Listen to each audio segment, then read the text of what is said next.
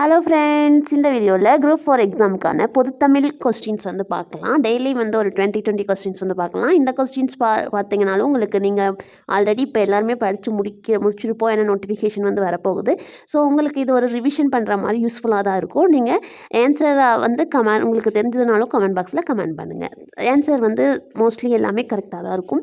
அப்படியோ ஏதாவது ஆன்சர் நான் தப்பாக மார்க் பண்ணியிருந்தாலும் கமெண்ட் பாக்ஸில் கமெண்ட் பண்ணுங்கள். வாங்க ஃபஸ்ட்டு 20 கொஸ்டின் பார்த்தலாம். இது உங்களுக்கு ரொம்பவே யூஸ்ஃபுல்லாக தான் இருக்கும். நீங்கள் படிச்சிருந்தீங்கன்னா ரிவிஷன் பண்ணி பார்த்துக்குங்க ஃப்ரீ டைமில்.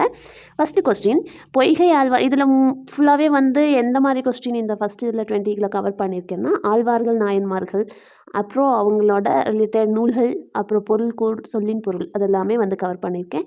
ஃபஸ்ட்டு கொஸ்டின், பொய்கை ஆழ்வார் பிறந்த இடம் எதுன்னு கேட்குறாங்க.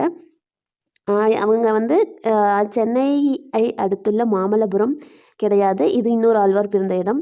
திருமுனைப்பாடி இல்லை, மதுரையும் இல்லை. அப்போ வந்து காஞ்சிபுரத்துக்கு அருகில் உள்ள திருவேக்கா அப்படிங்கிற ஊரில் தான் வந்து நம்ம பொய்கை ஆழ்வார் வந்து பிறந்திருப்பார்.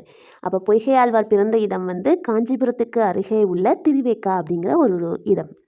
செகண்ட் கொஸ்டின், நாலாயிர திவ்ய பிரபந்தத்தில் உள்ள முதல் திருவந்தாதி பாடியவர் யாருன்னு கேட்குறாங்க. 4000 திவ்ய பிரபந்தங்கிற நூலில் முதல் திருவந்தாதி யார் பாடியிருப்பாங்க அப்படின்னா, ஆன்சர் தெரிஞ்சால் கமெண்ட் பண்ணுங்கள். வாங்க ஆன்சர் பார்த்துடலாம். நம்மாழ்வார், பொய்கையாழ்வார், பூதத்தாழ்வார், முனைப்பாடியார். இதைய பாடினது யார் அப்படின்னா பொய்கையாழ்வார் தான் வந்து இந்த 4000 திவ்ய பிரபந்தம் நூலில் முதல் திருவந்தாதியை பாடியவர். வையகம் அப்படிங்கிற ஒரு சொல்லோட பொருள் என்ன அப்படின்னா உலகம். இந்த கொஸ்டின் எல்லாத்துக்குமே நல்லா தெரிஞ்சிருக்க தான் வாய்ப்பு இருக்குது. ஏன்னா மோஸ்ட்லி நம்ம எல்லாம் படிச்சிருப்போம். அடிக்கொருக்கா வையகம்னா உலகம், ஞாலம்னாலும் உலகம் தான் வரும். அதை நோட் பண்ணிக்கோங்க. பாமாலை கிடையாது, துன்பக்கடல் கிடையாது, ஒளிவிடும் சக்கரத்தையுடைய திருமாலும் கிடையாது. வையகம்னா உலகம். இடர் ஆழி அப்படிங்கிற சொல்லோட பொருள் என்ன அப்படின்னு கேட்குறாங்க. இடர் ஆழி, இடர் அப்படின்னா நம்மளுக்கு தெரியும் துன்பம். அப்போ அது ஆழி அப்படிங்கிறது கடல். அப்போ ஆன்சர் வந்து என்னன்னு பார்த்துட்டீங்க அப்படின்னா துன்பக்கடல் தான் அதற்கான ஆன்சர் வந்து துன்பக்கடல். சொல் மாலை அப்படிங்கிற பொருள் கேட்குறாங்க. மாலையோட பொருள் வந்து துன்பக்கடல் கிடையாது. இது வந்து 4th கொஸ்டினோட ஆன்சர் இங்கே வரணும். சொல் மாலை அப்படிங்கிற ஒரு பொருள் வந்து பாமாலை அப்படிங்கிறது குறிக்கும். அப்போ ஆன்சர் வந்து பாமாலை தான் வந்து கரெக்டான ஆன்சர். க்ரீனில் மார்க் பண்ணுறேன். இந்த பாமாலை அப்படிங்கிறது தான் கரெக்டான ஆன்சர். துன்பக்கடல் அப்படிங்கிறது தவறான ஆன்சர். சொல் மாலைனா பாமாலை. சுடர் ஆழியான் அப்படிங்கிறது யாரை வந்து வர்ணிப்பாங்க அப்படின்னா திருமாலை தான் வந்து சுடர் ஆழியான் அப்படின்னு வர்ணிப்பாங்க. ஏன் அப்படின்னா அவரோட கையில் வந்து சக்கரம் இருக்கும். அது ஒளிவிடும் சக்கரத்தையுடைய திருமால் அப்படின்னு சொல்லுவாங்க. வெய்ய அப்படிங்கிற சொல்லோட பொருள் அப்படின்னு என்னென்னா, வெய்ய அப்படின்னாவே தெரியும். இந்த ஆப்ஷன் நோட் பண்ணும்போது வெப்ப கதிர்வீச்சு தான் வெய்ய அப்படின்னு சொல்லுவோம். அடுத்தது சொன்னேன்ல, பூதத்தாழ்வார் பிறந்த இடம்தான் சென்னைக்கு அடுத்துள்ள மாமல்லபுரம். காஞ்சிபுரத்தில் இருக்க திருவேக்கால பிறந்தது பொய்கை ஆழ்வார். 4000 திவ்ய பிரபந்தத்தில் முதல் திருவந்தாதியை எழுதுனது நம்ம பொய்கை ஆழ்வார். இரண்டாவது திருவந்தாதி எழுதுனது முதல் திருவந்தாதி பொய்கை ஆழ்வார், இரண்டாவது திருவந்தாதி பூதத்தாழ்வார்.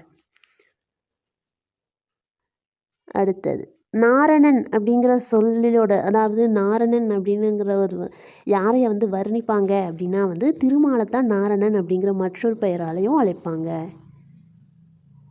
நெக்ஸ்ட், ஞானம் அப்படின்னா வந்து அறிவு. இது மோஸ்ட் ஆஃப் அஸ் எல்லாத்துக்குமே தெரிஞ்சிருக்க வாய்ப்பு இருக்குது. ஞானம் அப்படின்னா வந்து அறிவு அப்படின்னு அர்த்தம்.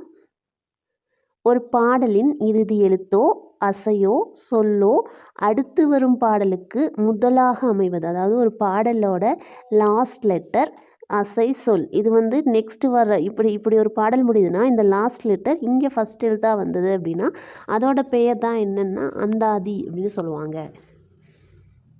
அடுத்தது தகழி அப்படிங்கிற சொல்லோட பொருள் பார்த்துட்டிங்கன்னா அகழ்விளக்கு, அறிவு, மனம், திருமால். இங்கே வந்து இல் வரணும். திருமால் அப்படின்னு வந்து வந்திருக்கு. அப்போ வந்து தகழி அப்படின்னா வந்து அகழ்விளக்கு அப்படின்னு அர்த்தம். அந்தம் எனும் சொல்லின் பொருள் என்ன அப்படின்னா வந்து அந்தம் அப்படிங்கிற சொல்லோட பொருள் முடிவு அப்படின்னு அர்த்தம்.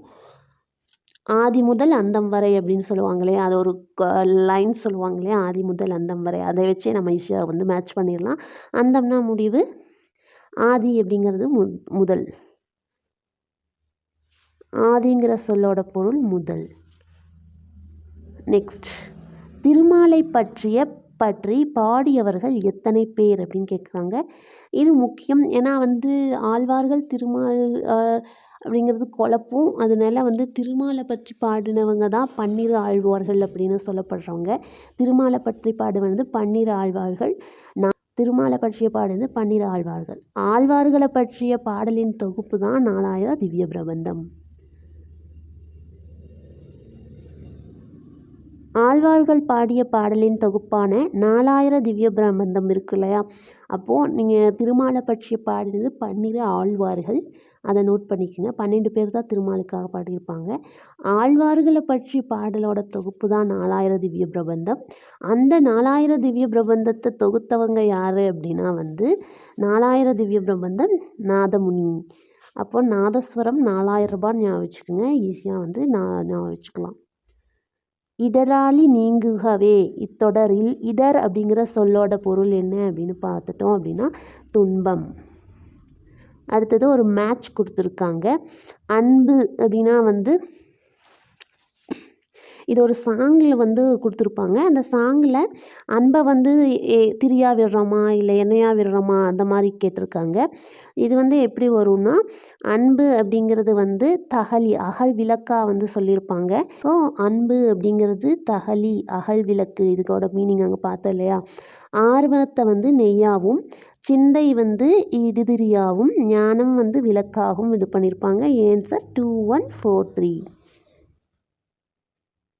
ஓகே ஃப்ரெண்ட்ஸ், இன்றைக்கோட இந்த பொது தமிழோட 20 கேள்விகள் நாயன்மார்கள் ஆழ்வார்களை பற்றின இதோட தொடர்ச்சி டெய்லியும் உங்களுக்கு வந்து 2020 கொஸ்டின்ஸாக வந்து கொடுக்குறேன்.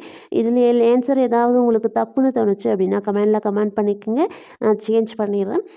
இந்த வீடியோ பிடிச்சிருந்தா இது கண்டிப்பாகவே உங்களுக்கு யூஸ்ஃபுல்லாக இருக்கும். நீங்கள் ஆல்ரெடி படித்து முடிச்சிருப்பீங்க. ஜஸ்ட் ஒரு ரிவிஷனாக இது எடுத்துக்கோங்க. உங்களுக்கு வீடியோ பிடிச்சிருந்தால் லைக் பண்ணுங்கள், ஷேர் பண்ணுங்கள், சப்ஸ்கிரைப் பண்ணுங்கள். மற்ற வீடியோஸ் வேணாலும் கமெண்ட் பண்ணுங்கள். Thank you friends.